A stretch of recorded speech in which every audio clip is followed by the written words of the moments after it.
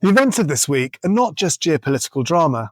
They're a direct board-level risk for any business trading over £50 million turnover.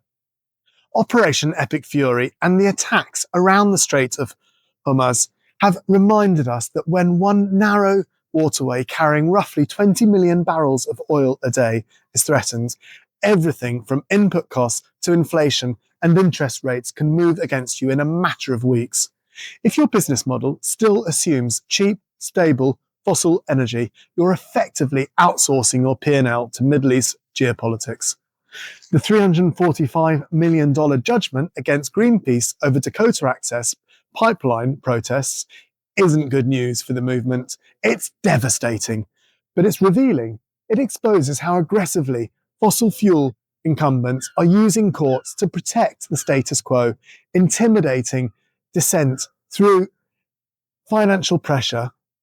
For £50 million turnover businesses and above, this sharpens the risk lens. If litigation can target NGOs this way, your firm could face it too, from greenwashing claims to climate harm suits. It also accelerates the SLAP debate, SLAPP. That stands for Strategic Lawsuit Against Public Participation.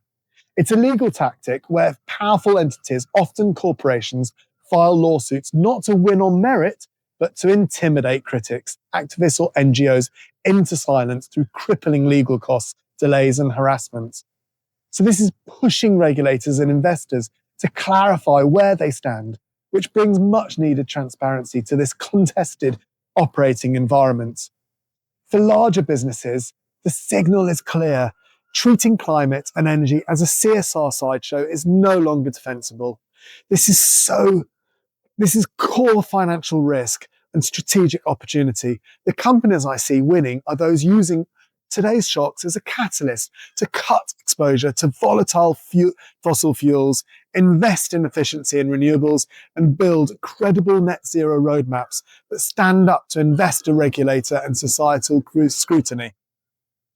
If you're trading north of £50 million turnover and still haven't translated these risks into concrete transition plans and board metrics, this is the moment to move. The question isn't whether you can afford to act on sustainability, it's whether you can afford not to.